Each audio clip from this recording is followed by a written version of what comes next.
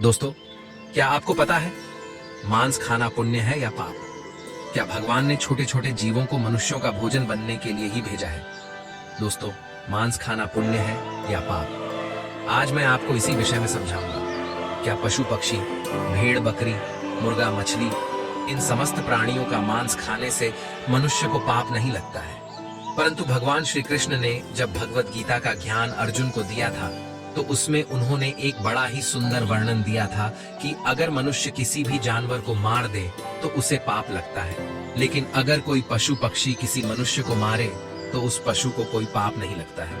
तो आइए आज की इस वीडियो में समझते हैं कि छोटे छोटे जीवों को मारकर खाना कितना सही है और कितना गलत। आजकल ऐसे हजारों लाखों लोग मिल जाएंगे जो मांस खाने को सही मानते हैं। वह कहते हैं कि ईश्वर ने इन सब चीजों को हमें खाने के लिए ही बनाया है, अगर हम इन्हें खाएंगे नहीं तो इनका होगा क्या। इस दुनिया में कुछ लोग ऐसे भी हैं जो जीव हिंसा करना घोर अपराध समझते हैं। मांस खाना उनके लिए बहुत बड़े पाप की बात है। आज मैं आपको इसमें कुछ महत्वपूर्ण बातें समझाऊंगा जिससे यह स्पष्ट हो जाएगा कि मांस खाना कितना सही है और कितना गलत। दोस्तों, यह बात तब की है जब भगवान श्री कृष्ण अर्जुन को गीता का ज्ञान दे रहे थे। तब श्री कृष्ण जी से अर्जुन ने कहा, अगर मनुष्य किसी भी जानवर को मार दे तो उसे पाप लगता है, लेकिन अगर कोई पशु पक्षी किसी मनुष्य को मारे तो उस पशु को कोई पाप नहीं लगता है। तब अर्जुन कहते हैं, हे भगवान, ये क्यों ऐसा भेदभाव क्यों किया जा रहा है मनुष्यों के साथ में? तभी श्री कृष्ण बोले, हे पार्थ, क्योंकि मैंने सभी जीवों को अपनी क्षमता के अनुसार ही बनाया है, परंतु मानव ही एक ऐसा जीव जिसे मैंने बनाया है, जिसके अंदर सही गलत समझने का गुण दिया है। इतना ही नहीं, वह अपने सत्य वचनों की वजह से इस पूरे संसार को जीत सकता है। इसीलिए अगर एक मनुष्य किसी भी जीव की हत्या करता है तो वह पाप का भागी बनता है। चलो मैं तुमको इसको एक कहानी के माध्यम से समझाता हूँ। तब अर्जुन बोले, ठीक है प्रभु, कृपा करके आप मुझे वह कथा सुनाइए। तब श्री कृष्ण कहते हैं, हे किसी गांव की बात है। उस गांव में एक धनी व्यक्ति रहता था। वह किसी लंबी तीर्थ यात्रा पर जाना चाहता था। जाने से पहले उसने अपने यहाँ एक दावत रखी। उसमें गांव के लोगों को आमंत्रित किया। सब लोग उसके यहाँ दावत खाने के लिए आए। उसका यह मानना था कि ईश्वर ने भेड़ बकरी मुर्गा मछलियां, इन जीवों को इंसानों को खाने के लिए बनाया है, इसलिए उसने अपने यहाँ दावत में भेड़ और मछलियों का मांस पकवाया। उसके यहाँ आए हुए सभी मेहमानों को भेड़ और मछलियों का मांस परोसा गया। खाने वालों ने खाया और जो मांस खाना पाप समझते थे उन्होंने नहीं खाया। भोजन कार्यक्रम समाप्त होने के बाद उस धनी आदमी ने सभी मेहमानों को विदाई से पूर्व एक जगह बैठाकर कुछ भाषण देना शुरू किया। कई तरह की बातों पर उसने लोगों को समझाया। उन बातों में एक बात यह भी थी कि परमात्मा कितना कृपालु है। उसने अन्य भोजन के साथ साथ मनुष्यों को खाने के लिए स्वादिष्ट मछलियां और कई तरह के पशु पक्षियों को जन्म दिया है। उसकी इस बात का अधिकतर लोगों ने समर्थन किया, लेकिन उसी सभा में एक 12 साल का लड़का बैठा हुआ था। उसने उस धनिक की बात को काटकर उससे कहा, श्रीमान जी, आप गलत कह रहे हैं। दोस्तों, श्री कृष्ण कहते हैं, हे अर्जुन, उस लड़के को उस धनिक की बात को काटते हुए देखा तो वहां उपस्थित सब लोग आश्चर्यचकित रह गए। धनिक बोला, बेटे तुम क्या कहना चाहते हो? तब उत्तर में लड़का कहता है, श्रीमान जी, माना कि ये समस्त जीव परमात्मा ने बनाए हैं, परंतु आपको मारकर खाने के लिए नहीं। मछलियां, मेमने, भेड़ बकरा मुर्गा इत्यादि पृथ्वी पर रहने वाले समस्त जीव जंतु मनुष्यों की तरह ही पैदा होते हैं और मनुष्यों की तरह ही उनकी मृत्यु होती है। दोस्तों, श्री कृष्ण कहते हैं, हे अर्जुन, मनुष्यों की तरह ही उन्हें पीड़ा होती है। कोई भी प्राणी किसी अन्य प्राणी से श्रेष्ठ और विशेष नहीं है। वह अलग बात है कि आपकी बुद्धि विकसित है और पशुओं की बुद्धि इतनी विकसित नहीं होती, लेकिन आपकी विकसित बुद्धि का यह मानना गलत है कि अधिक शक्तिशाली और बुद्धिमान प्राणी अपने से कम शक्तिशाली और कम बुद्धि वाले जीवों को खा सकते हैं। ये कहना गलत है कि ईश्वर ने यह मूक प्राणी हमारे भोजन के लिए बनाए हैं। हम अपने स्वाद के लिए, अपनी जीविका के लिए, अपने शरीर के पोषण के लिए किसी को भी जब चाहे मारकर खा सकते हैं। बात सिर्फ ये है कि हम इतने ताकतवर और चतुर हैं कि जब चाहे उन्हें पकड़कर मार सकते हैं। अपनों से कमजोर पर तो दुनिया रौब दिखा लेती है। इसका मतलब ये नहीं कि वे आपसे कमजोर हैं, आसानी से आपकी पकड़ में आ जाते हैं तो भगवान ने उन्हें आपके खाने के लिए बना दिया है। जरा सोचो, मच्छर और पिशु हमारे शरीर का रक्त पीते हैं। उन्हें हमारे शरीर का रक्त बहुत अच्छा लगता है। शेर, चीता और भेड़िया, उनको भी हमारे शरीर का मांस बहुत स्वादिष्ट लगेगा और वे जब चाहे हमें पकड़कर हमारा शिकार भी कर सकते हैं। तो इसका मतलब यह नहीं हुआ कि भगवान ने हमको शेर, चीता और भेड़ियों के लिए बनाया है। यदि आप ऐसा मानते हैं तो फिर शेर, चीता, भेड़िया से अपनी रक्षा क्यों करते हो? आपका भोजन भगवान ने मेमना, भेड़, बकरा, मुर्गा, मछलियों को बनाया है, तो शेर, चीता, भेड़ियों का भोजन आपको जरूर बनाया होगा। दोस्तों, श्री कृष्ण कहते हैं, हे अर्जुन, यह उन मनुष्यों की अज्ञानता का नतीजा है जो दया से रहित हो चुके हैं, जो अपने से कमजोर, दुर्बल और मूक प्राणियों को पकड़ लेते हैं और फिर उन्हें अपना भोजन मानते हैं। अगर आपसे शक्तिशाली प्राणी आपको पकड़कर अपना भोजन माने तो आप बचने के लिए क्यों छटपटाते? उसे अपना शरीर क्यों नहीं खा लेने देते? शायद है भगवान ने ही आपको उसका भोजन बनाया हो। उस छोटे से लड़के का जवाब सुनकर धनिक का मुंह बंद हो गया। सब लोगों ने ताली बजाकर उस बच्चे के जवाब का समर्थन किया। लड़का बोला, सुनो, मैं तुम्हें भगवान श्री कृष्ण का एक और उपदेश सुनाता हूँ। दोस्तों, श्री कृष्ण कहते हैं, हे अर्जुन, फिर उस लड़के ने मेरे ही द्वारा रची गई एक लीला को कह सुनाया। एक बार भगवान मुरली मनोहर एक पेड़ के नीचे बैठकर मुरली बजा रहे थे। तभी विपत्ति का मारा एक हिरण तेजी से भागता हुआ आया और भगवान श्री कृष्ण के पीछे छुप गया। वह मृग बहुत ही घबराया हुआ था। मृग को अत्यंत भयभीत देखकर भगवान ने मुरली बजाना बंद कर दिया और उस मृग से पूछने लगे, हे मृग, तुम इतने व्याकुल क्यों हो? तुम्हें क्या दुख है? किसके डर से तुम छुपने का प्रयास कर रहे हो? श्री कृष्ण मृग से यह पूछ ही रहे थे।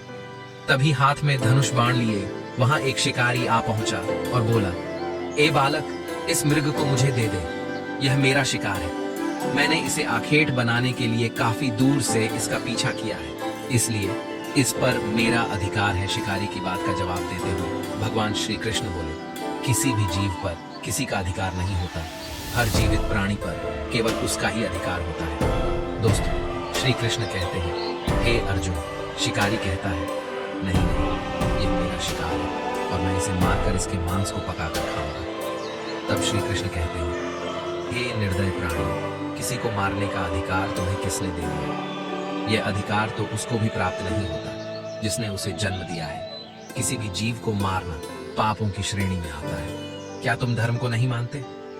तब शिकारी कहता है, मनमोहक बालक, मैं तेरे जितना ज्ञानी तो नहीं हूँ, पर इतना जानता हूँ कि मांस का भोजन करना पाप नहीं है। जीवों को मारकर मैं उन्हें त्रय योनि से आजाद करता हूँ। फिर आपको क्या आपत्ति है? वैसे भी कोई ना कोई इन्हें मारकर खा ही जाएगा। अगर जीव हत्या पाप है तो राजा लोग इन्हें मारने का शौक क्यों रखते हैं? इस बात को सुनकर श्री कृष्ण समझ गए कि इसकी बुद्धि हिंसा करते करते, मांस खाते खाते मंद पड़ गई है। इसका विवेक उचित अनुचित का निर्णय करने के काबिल नहीं है। तब भगवान श्री कृष्ण उसे एक कहानी सुनाते हैं कि हे वत्स, इस कहानी को ध्यान से सुनना कि लोग मांस क्यों खाते हैं और इसे खाना पाप है या पुण्य। मगध देश में एक बार भयंकर अकाल पड़ गया था। लोगों की फसलें नष्ट हो चुकी थी। चारों तरफ भूखमरी फैल गई थी। वहां के जो राजा थे, उन्हें इस बात की बहुत चिंता हुई कि लोगों की भूख की समस्या का समाधान कैसे निकाला जाए। उन्होंने एक सभा लगाई और अपने सभासदों से पूछा कि लोगों को भोजन देने के लिए सबसे सस्ती वस्तु क्या रहेगी। राजा की बात सुनकर सभी सभासद सोच में पड़ गए कि इसका क्या उत्तर दिया जाए। गेहूं, चावल, आलू उगाने में बड़ी मेहनत लगती है। तब उस सभा में एक मांस खाने वाला व्यक्ति बैठा था। उसने सोचा कि मांस को भोजन में शामिल करने का यह अच्छा मौका है। यदि राजा की अनुमति मिल गई तो हम जीवों को मारकर अपना भोजन बना सकेंगे, मनमानी करेंगे, कोई रोक टोक भी नहीं होगी। उसने राजा को सुझाव दिया कि भूखमरी का संकट दूर करने के लिए मांस से सस्ता कोई विकल्प नहीं है। इसमें धन का भी खर्च नहीं आएगा और श्रम भी अधिक नहीं करना पड़ेगा और हमारा भोजन भी बन जाएगा। सभा में बैठे अन्य लोगों ने इस बात में हाँ में हाँ मिला दी, लेकिन वहां के जो प्रधानमंत्री जी थे, उन्हें यह प्रस्ताव पसंद नहीं आया। वे चुपचाप बैठे रहे। राजा ने पूछा, हे प्रधानमंत्री जी, आप चुप कैसे बैठे हो? आपकी क्या राय है इस विषय में? तब मंत्री जी ने कहा, महाराज, मेरे हिसाब से मांस सस्ता विकल्प नहीं है। इस विषय पर मैं अपनी राय आपको कल दूंगा। दोस्तों, श्री कृष्ण कहते हैं, हे अर्जुन, अब वह लड़का आगे कहता है। रात होने पर प्रधानमंत्री उसी शख्स के घर पहुंच गए जिसने मांस खाने का प्रस्ताव दिया था। अचानक अपने घर मंत्री को आया देख वह घबरा गया। सोचने लगा, जरूर कोई अनहोनी हुई है। मंत्री ने कहा, भाई, शाम को ही महाराज की तबीयत बहुत खराब हो गई है। उन्हें किसी गहरी बीमारी ने घेर लिया है। राजवैद्य ने कहा है कि राजा साहब को अगर किसी बहादुर और हष्ट-पुष्ट इंसान का थोड़ा सा मांस मिल जाए तो वे ठीक हो सकते हैं। आप महाराज के बहुत विश्वास पात्र हैं, इसलिए मैं आपके पास आया। आप राजा को बचाने के लिए जरूर अपने शरीर से थोड़ा मांस निकाल कर दे सकते हैं। राजा साहब को भी यही उम्मीद है कि आप इस काम के लिए इनकार नहीं करेंगे। आप इसके बदले में जितना चाहे धन ले लें, पर थोड़ा सा मांस दे दें। लाओ, मैं तलवार से तुम्हारे शरीर से थोड़ा सा मांस निकाल लेता हूँ। दोस्तों, मंत्री की यह बात सुनकर वह आदमी सन्न रह गया। उसके चेहरे का रंग उड़ गया। वह भागता हुआ गया और अपने घर में से 1,00,000 सुवर्ण मुद्राएं लाकर मंत्री जी को दे दी और बोला, माफ करना, मैं अपने शरीर का मांस नहीं दे सकता। इसके बदले में आप यह पैसे ले जाइए और किसी और को यह पैसे देकर उससे मांस खरीद लीजिए। मित्रों, मंत्री जी बोले, नहीं भाई, राजा ने विशेष रूप से आपका ही मांस लाने को कहा है, क्योंकि आप बहुत तंदुरुस्त हैं।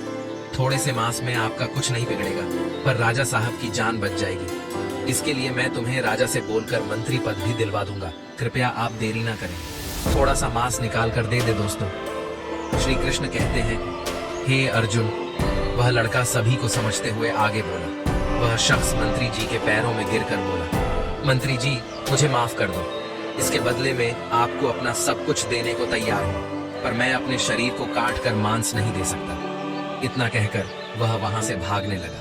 मंत्री जी बोले, आप भाग जाओगे, पर आपका परिवार तो यही रह जाएगा। उसने कहा, मंत्री जी, अपने प्राणों से बढ़कर कुछ नहीं है। जब मैं ही नहीं रहूंगा तो परिवार का क्या करूंगा। मंत्री ने कहा, आपको यहाँ से जाने की जरूरत नहीं है। तुम्हें मांस नहीं देना है तो मत दो, मैं किसी और के पास चला जाता हूँ। इतना कहकर मंत्री जी उससे 1,00,000 स्वर्ण मुद्रा लेकर चले गए। अब उसके जान में जान आई।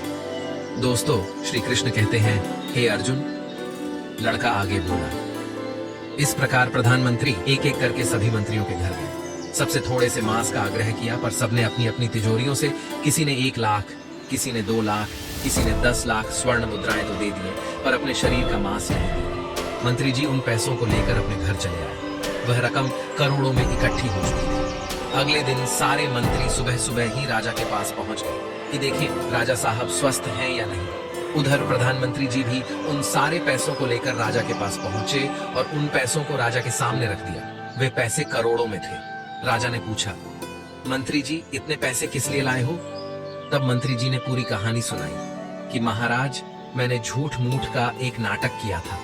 मैंने उन समस्त मंत्रियों से यह कहा कि राजा साहब की तबीयत बहुत खराब है, यदि उन्हें थोड़ा सा मनुष्य का मांस मिल जाए तो वे ठीक हो सकते हैं। महाराज, मंत्रियों ने मुझे इतने पैसे तो दे दिए, पर आपके उपचार के लिए अपने शरीर से थोड़ा सा मांस नहीं दिया। कल लोग सभा में मांस का भोजन बहुत सस्ता बता रहे थे। अब आप ही सोचिए कि जीवित प्राणी का मांस कितना सस्ता है और कितना महंगा, कि थोड़े से मांस के लिए करोड़ों रुपए देकर उन्होंने मांस देने से इनकार कर दिया। दोस्तों, श्री कृष्ण कहते हैं, हे अर्जुन, वह लड़का आगे कहता है, मंत्री जी की बात राजा को अच्छी तरह समझ में आ चुकी थी। इधर वह लड़का कहता है, भगवान श्री कृष्ण ने उस शिकारी को समझाया कि देखो, अपना शरीर सबको प्रिय होता है, चाहे वह मनुष्य हो या कोई पशु। सबके मांस की उतनी ही कीमत होती है जितना सबके प्राण उतने ही मूल्यवान होते हैं, जितने कि आपके। इसलिए किसी के शरीर को कष्ट नहीं पहुंचाना चाहिए। मनुष्य के जब अपने प्राणों पर आ बनती है, तब तो उसे अपना शरीर बहुत प्रिय लगता है। दूसरे जीवों को मारने में वह एक पल भी नहीं लगाता, क्योंकि वह दर्दनाक पीड़ा उसको होती है।